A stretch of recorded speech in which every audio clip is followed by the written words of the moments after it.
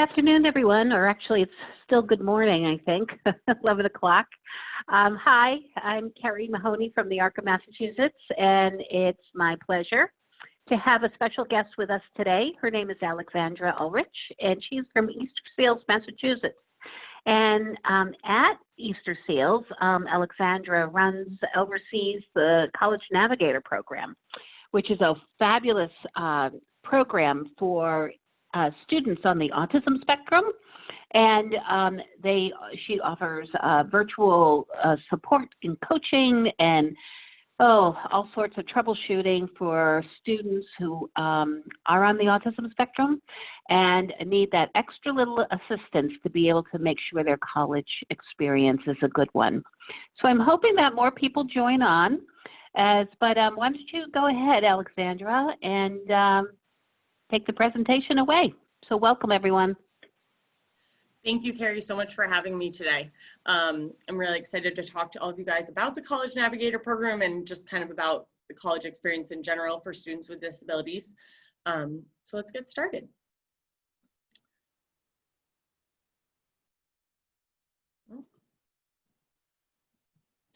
There we go. All right.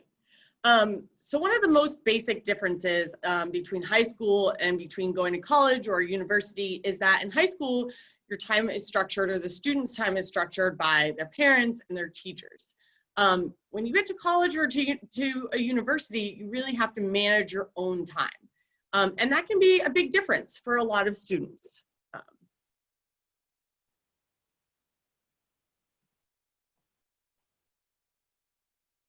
I think there's just a little delay here. Sorry, guys.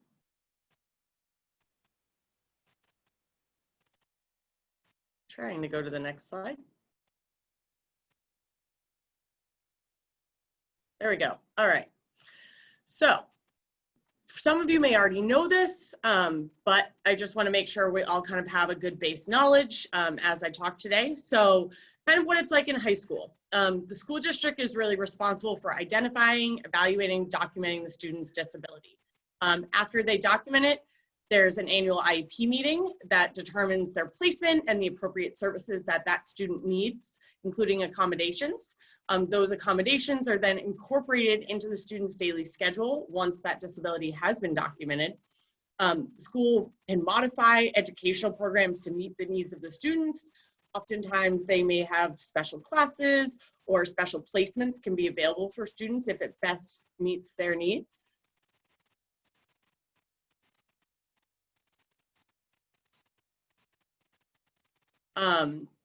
And parents are oftentimes advocates for their children. Their parents are notified and must give permission for any decision regarding their student under the age of 18. That does change when the student turns 18, even if they are still in high school.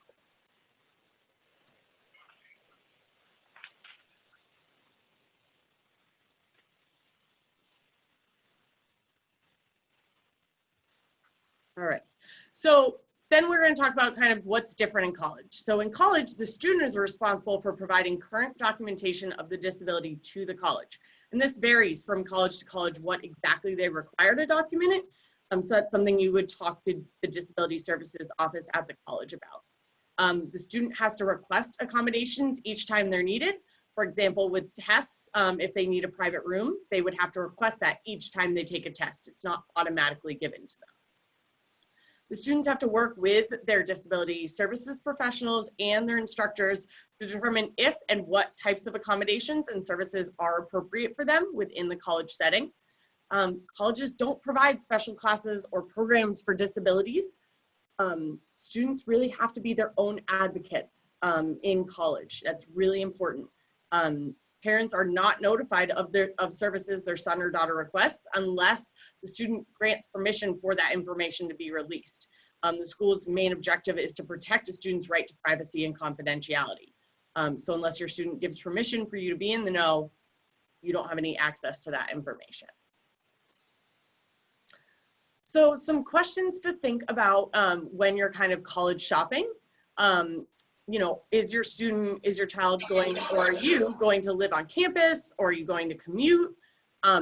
How is the student going to get to school every day? Do they have access to public transportation? Do they drive? Are you able to give them rides? Can they walk? Are the online courses accessible? You know, if your student needs personal instruction and needs to be able to ask questions, are there live classes available, or is everything pre-recorded and then just uploaded?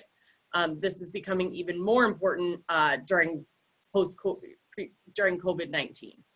Are the dorms accessible? So physically, are they accessible? Sensory-wise, are they accessible? Do they need their own room? Are they able to share a room with other people? What size are the classrooms? Is your student going to do well in a small environment where there are only 10 students maybe in a class, or will they do well in a big, giant classroom? Should they go to school in city or rural setting? And that might have to do with transportation. It might have to do with their comfort level.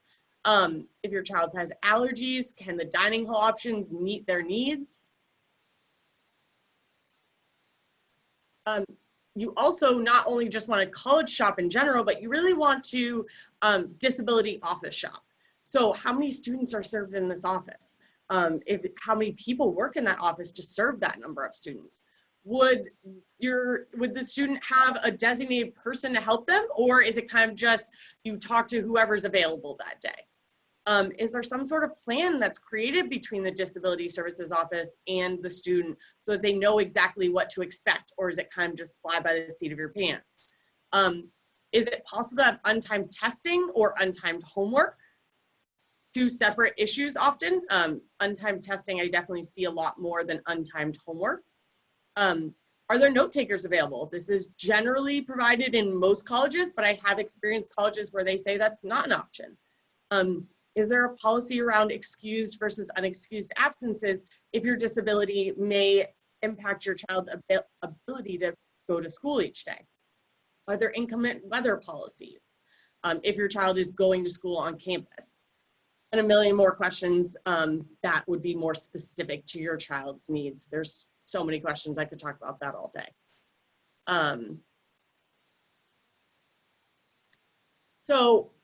Okay, say they got into college, they've decided where they're going. What do they need now?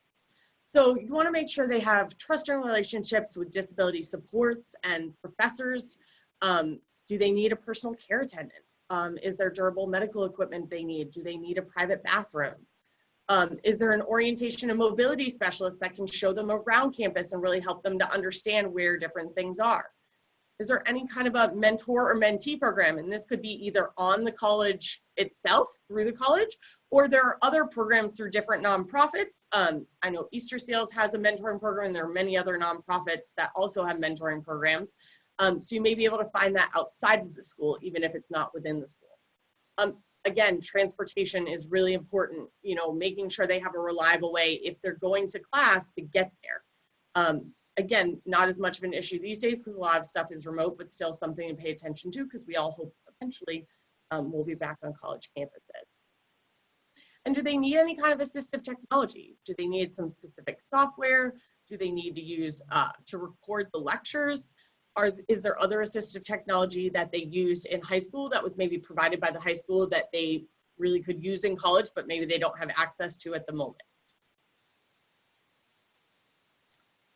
So some of the main challenges that we have seen freshmen facing are adjusting to the independence and freedom. All of a sudden, there's no one to tell you what to do or when to do it, and that can be really exciting, but also can sometimes lead to not using your time in the most wise of ways. There's a lot less institutional support. So in high school, there's a lot more support that's just automatically kind of given. And the staff really reach out to the student. In college, it's much more of the student's responsibility to reach out and get the support that they need and ask for that help. Weak executive functioning skills, so things like time management, organization, planning ahead. How do I get this big assignment due in a month done if I have to write, 15 pages? Am I not waiting until the night before to write those 15 pages? Some students are really resistant to change. It can be a really big change to go from high school to college, and they often need to readjust how they do things. because there's less support, but that can be a challenge. We know people on the autism spectrum often struggle with change. So having someone to help navigate those changes. They might not know what resources are available on campus. Again, there's not someone that's going to go to them see? Right in and Minarda. say, B-bomb. here I are all love it. It's got just the right nectar there. Hi, this is Kerry. The Sorry to nectar, I interrupt, think they really love it. Like whatever volume it comes out or the flavor or whatever, they're always all over. They love if everybody could mute themselves because we're hearing a lot of background noise, that would be terrific. awesome. Thank you Thank guys you. so much. Thanks, Kerry. They might not know what resources are available on campus. Again, someone's not going to come to your student and say, here are all the things we can do from you. It's up to the student to look on the website, to ask questions of their advisor, ask questions of the disability supports person. Navigating the accommodation process. Oftentimes there's forms that have to be filled out. You have to get professors to sign them. Then for each individual test, if you need certain accommodations, you might have to fill out another form. And it really comes down to being a really strong self-advocate. And that can be a challenge for a lot of people. So really making sure that they have that ability to self-advocate is really important. So kind of how to start helping high school students prepare. If you're still in high school or you haven't gotten to college yet, or if you're a parent, these are some things that you can start thinking about. So you really want to encourage a lot of self-awareness. So having you as a student, you want to understand your own diagnosis and how to explain it to others. And that's important because you need the ability to identify the help needed for you to be successful. You have to know how your disability affects you and what supports you need in order to be successful. You really want to start building those skills. So building the self-advocacy skills, having your child participate in their IEP meeting as much as possible, having them speak to their teachers in high school or to other support people that they have, and explaining what they need. Starting to practice time management, keeping a schedule, maybe having reminders in your phone, coming up with some kind of organizational system so that you can find things easily, whether that's paper and binders or whether that's your folder system on your computer. And you want to really start to educate students about the transition to college. You want to explain to them their rights and the disability laws because they are different than the laws in high school. You want to help them explore what resources are available on different campuses. That can also be part of your, deciding where you go. And about using accommodations, and that's okay to use accommodations and it's good, but you have to go through all these steps to get them in college.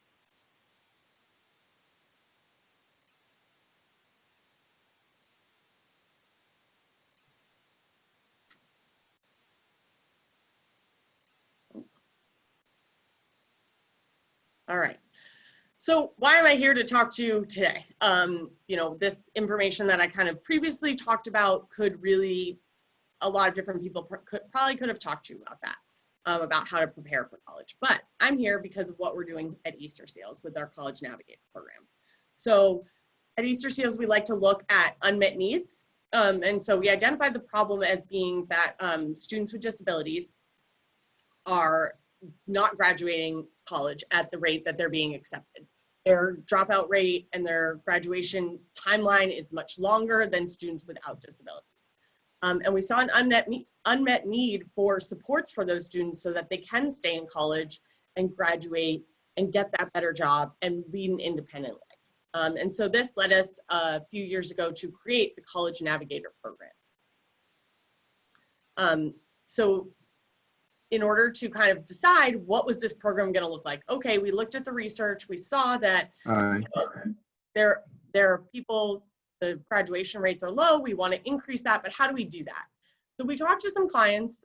Before I was the program manager, I was a job developer. So I worked with clients who had various disabilities to help them find and maintain employment.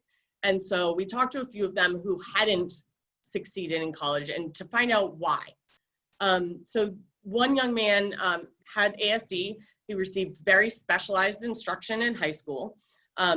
He was unable to accommodate for accommodations in going to college. So he decided not only to not go to college, but he did go to a training program, a short training program, which was classroom-based, very similar to a college environment. Because he had such specialized instruction in high school, he really needed a lot of clarification. He really saw things as very black and white and needed every detail explained. So he would constantly be raising his hand. And eventually he got bullied, not only by his classmates, but even by the professor, because the professor was getting frustrated because they had a lesson to get through. And so, you know, what this young man said was he needed someone to sit down with him and help redirect his focus on the smaller details, and someone to provide that specialized academic tutoring versus the standard tutoring. And while we don't do, you know, specific tutoring as part of the College Navigator program, that's something that we often help students find. So we help students find a tutor on campus, and we help make sure it's the right match, and we help explain how, you know, this tutor who might not have as much experience with people with disabilities, how they can best work with that student. You know, he could have even, one thing we talked about is, what if you had someone to say, okay, you can't raise your hand every, you know, 3 minutes in class, but why don't you write down all those questions and then send an email to your professor after class? And that was something he had never thought of. So those kind of problem solving things are part of what we really do in the College Navigator program. We spoke with another young man who had schizophrenia. He had no idea what a curriculum was. That didn't make any sense to him. He had never looked at a syllabi before. He didn't understand it. So, you know, one of the tools we use in the College Navigator program is we do a syllabi outline chart. And we look at all the syllabi from all your different classes, and we put it in this one chart, which picks out all the most pertinent information. That's one, you know, one tool we use to combat that. He also took medication that caused him to be drowsy in the morning. He had no idea that he could ask for an accommodation to have his classes only be in the afternoon, so that he was awake and alert and could actually pay attention. He also struggled with navigating systems. Again, in high school, everything was kind of provided for him, and he didn't really have to ask for things. But for example, for every single exam, because he needed a separate room and extended time, he had to fill out a form. Well, he had to remember to fill out that form, get the professor to sign that form, bring the form back to Disability Services, wait for it to be approved, schedule the room. It was so many extra steps that it just exacerbated his anxiety, which then exacerbated his schizophrenia. He started having a lot more hallucinations, and he actually left school because he had to focus on his mental health. But if he had had someone to explain the curriculum, to explain that he could ask for that accommodation to have his classrooms in the afternoon, to help him, you know, navigate and remember and come up with systems of how to fill out these forms, he could have possibly been successful in college. So we started the program in 2018. So we'll be, you know, we're going on our third year right now. We are still supporting this student. Adam is a California resident. He's studying cello at the Berklee College of Music. We are still supporting Adam. Adam is a savant, and he has a college navigator who is actually with him full time, so 35 hours a week. California's version of the Department of Developmental Services funds that.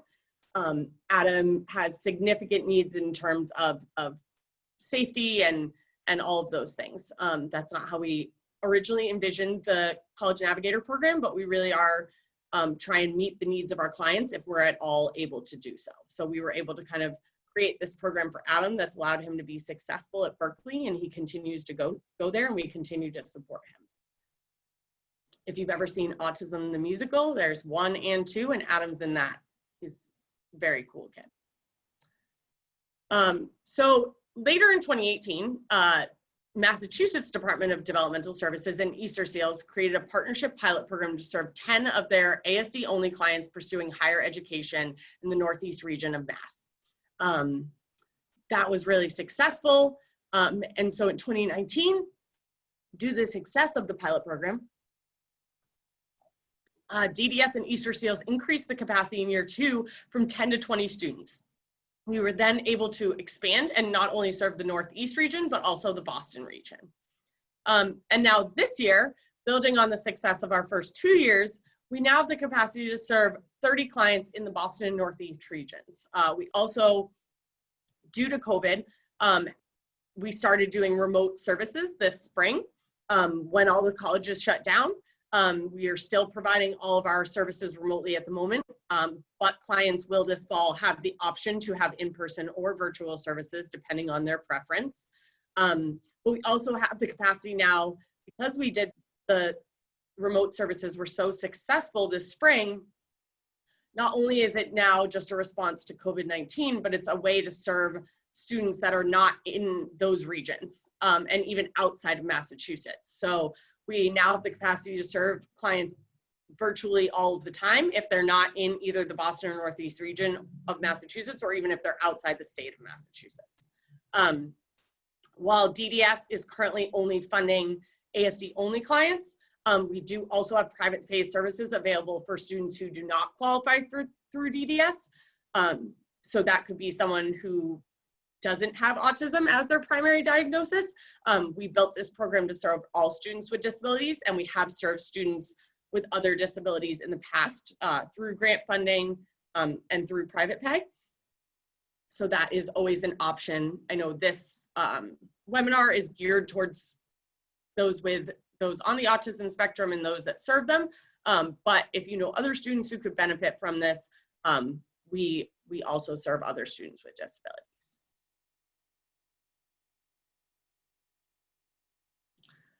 So some of the services we offer, the first thing we do when we meet a student is we develop an action plan for each semester of college. And the action plan outlines their goals, who's going to help them with those goals, how those goals are going to be accomplished.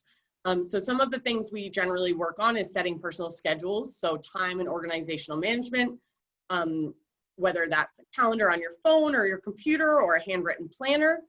We do in-depth orientation and mobility, so helping you understand the curriculum, selecting classes, etiquette around, interacting with professors and disability services. And that's both in-person etiquette, and we've also been working on, Zoom etiquette and online classroom etiquette. We can help identify, instruct in the use of appropriate assistive technology if that's something that could be helpful to the student. We can help them with academic redirection and focus. They're kind of all over the place, focusing on, okay, this is the task at hand, this is what needs to get accomplished now, this can be done later. We help them collaborate with disability services to address disclosure, explain accommodations, streamlining the process. We'll often do role playing with students to help them before they have a discussion with disability services or with a professor. And we can help integrate that assistive technology into their daily routine. We also can help with social situations, again, through scripting and helping them find clubs and other resources for social interaction. So some of the goals of the College Navigator program are to help identify potential barriers and problem solve around them with college staff. We might see something that the student might not even understand at the time that's preventing them from reaching their goals, and we can help them kind of figure out what would best help support them. We don't advocate for the students, but we help the students advocate for themselves on identifying their needs and being able to explain them to college staff. We really want to create a supportive environment between the college and the student to ensure success. We're just that extra help. And we want to improve outcomes for students with disabilities completing higher education. We know that completing higher education leads to more opportunities job-wise, higher earning potential, independent living, all of the things that people want. And our desired outcomes, so lasting higher educational commitment. We want to see more students are starting college with disabilities than ever have before, because their high school environments were working for them and they learned the things that they need to learn. They had the accommodations they needed. They get to college and they're not finishing. So we really want to help them commit to finishing their higher education. We want to help them have social experiences that lead to lifelong relationships. College isn't just about the academics, it's also about socialization. That's such an important thing on a personal level, but also on a job level. You really need to be able to socially interact with people to work in the world today. We want them to matriculate among their peers with and without disabilities, which contributes to the average norm. We want people to see disabilities as, in the same environments that students without disabilities are in, not in a separate classroom. And we want them, this will eventually lead to higher employment potential is our hope. This is my contact information. I have my email and my phone number up here. If anyone has any questions, I'm going to try and answer as many questions right now as possible, as long as people are available to stay on. But if you think of a question later on, or if you know of someone else who might benefit from this information, please feel free to share my email and my phone number. Okay, thank you, Alexandra. Do we have any, so you've got my screen control, so I was wondering if you've seen anything in the chat box. I can't see the chat box. I just pulled it up. All right, so okay, let me address these questions. So does the ASD student need to live in the Boston or Northeast region, or can they live in another region but attend college in Boston or the Northeast region? I just want clarification of the services based on where you reside or where you attend college.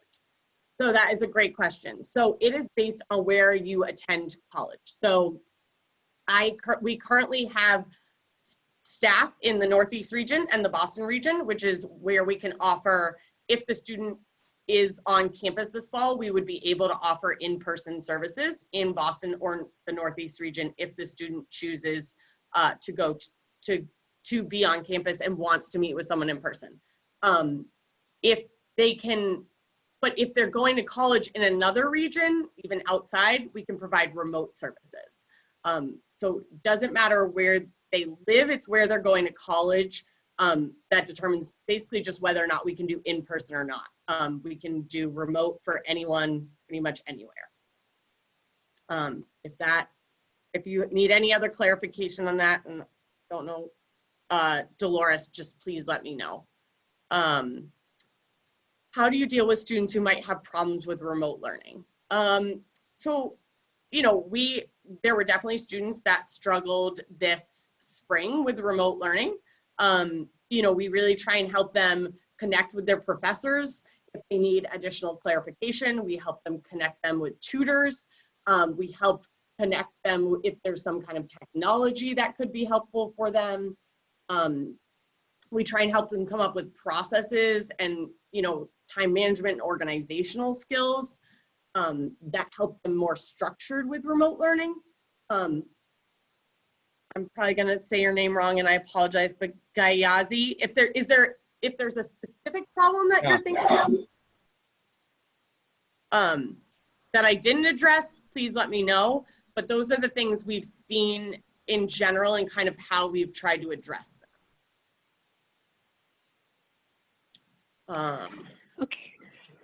Okay, terrific. Let's see, I was able to get let me see if we can get the chat open. Jarrett, you raised your hand. Do you have a question?